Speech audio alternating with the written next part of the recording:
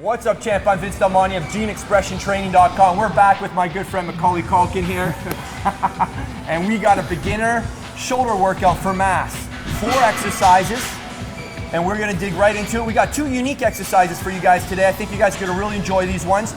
But before we do that, I live by a saying that goes like this: comparison kills clarity, and clarity requires context. All right, so before we dig into the workout, I want to just get to know Nick a little bit. This will be really quick. But Nick, what activities were you really good at in high school? So I used to be a big basketball player, played a lot of basketball, and then was really big into downhill ski racing. Okay. Those are 2 of my main activities. So as you guys know, this channel is all about working with your muscle fiber type. And this channel is starting to evolve as we start to discover that we understand that your body might not be completely slow twitch, or completely fast twitch, or completely mixed fiber type. Certain body parts respond better to different rep ranges depending on the body part we're discussing. So did you find like downhill skiing was more like a one by guys who are primarily fast twitch, or is that more of a mixed fiber type sport? So it's definitely a mixed type sport. It requires a lot of power to be able to keep a strong edge turning down the hill. But at the same time, things happen really quickly. So you need to be able to respond fast, which means your muscles need to work quickly. So if you can have a mix of power and hypertrophy, then you're gonna be able to respond quickly and race more effectively. Interesting. So then basketball is primarily more a fast twitch sport, bit of mix. For sure. Now, the way you train today, how would you describe how you train today? Today is very controlled, slow and controlled. That's all to make the muscles work. But at the same time, we want to always keep it balanced because we're trying to force our muscles to work under the load that we're giving it. Also trying to find that balance. So you're doing a bit of a combination of heavy stuff and lighter stuff right now? Always, because we always want to be getting stronger. Okay. At the same time, we want to increase our muscle stamina so that way we can constantly be burning.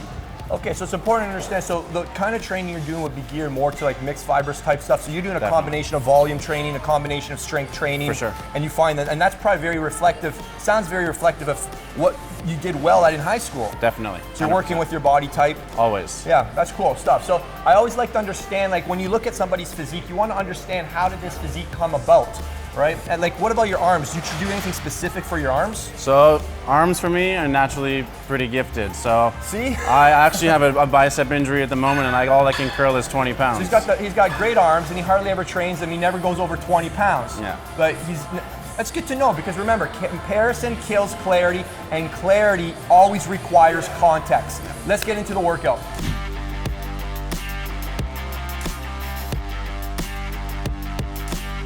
All right, exercise number 1 here. We're gonna pre-fatigue the delt with an isolation exercise. These are called plate raises.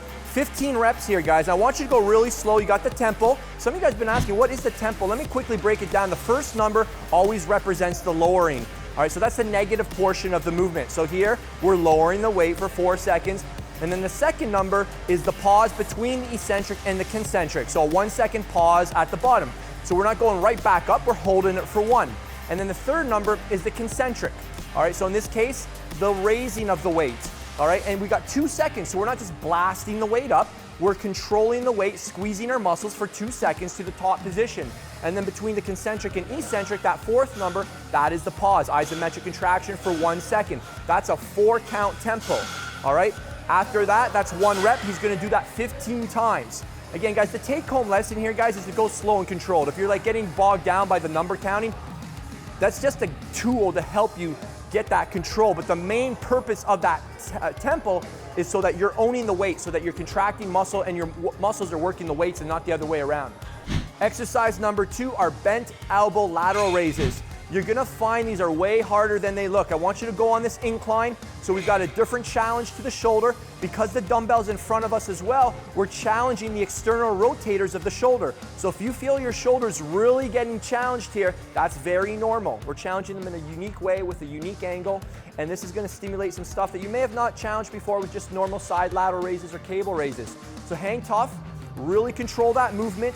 It's not a big range of motion here. I just want you to really focus on using your shoulders first. All right, don't use your arms. Don't swing through the top or the bottom. Keep ownership on the muscles, the entire 15 reps here. After this, we're going on to exercise 3.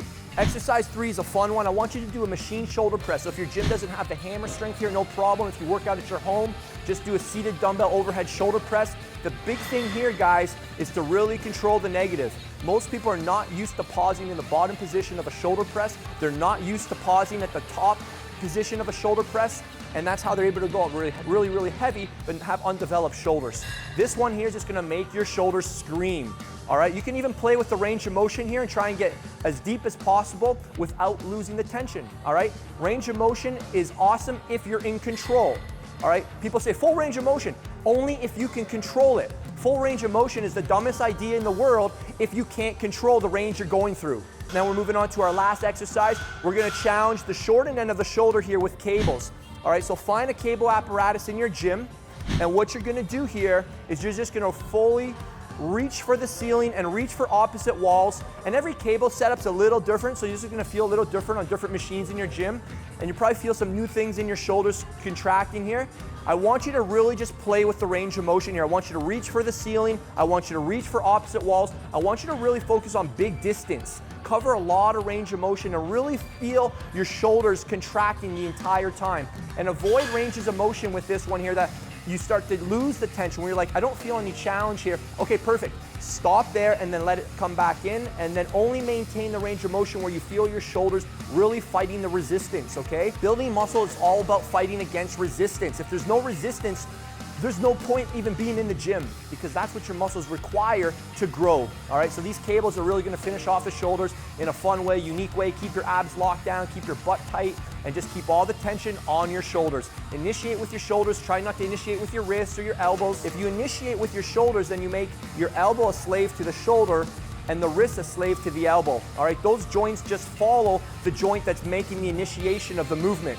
All right, I know that was a mouthful, but just re-listen to that. It makes complete sense. All right, we're always initiating with the working muscle, and the other joint systems just follow. Most people do it the other way around, and they don't get the muscle building results they're looking for. All right, man, there's the workout. What'd you think? Crazy intense, super hard, very controlled, making the muscles work as per usual. Felt great. So a lot of people have been asking us, how do I prescribe this program? So we start with one of those for week 1, 2, week 2, 3, week 3, 4, week 4, and then go back to 1 set on week 5, but increase the weight and then build up again. All right, what do you think of that? I think that's perfect. Definitely gonna increase strength and then just your overall performance, which is great. Great, so we're not ever going too quantity. We're always going back to ensure that the quality control's there and that the intensity's still there.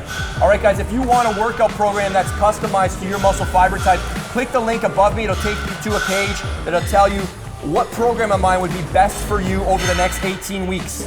All right, thank you so much for watching, guys. Be sure to like this video, drop a comment below if you want Macaulay Culkin back here, and we'll get you more workouts here, guys. Thank you so much for watching. You guys rock. Talk soon.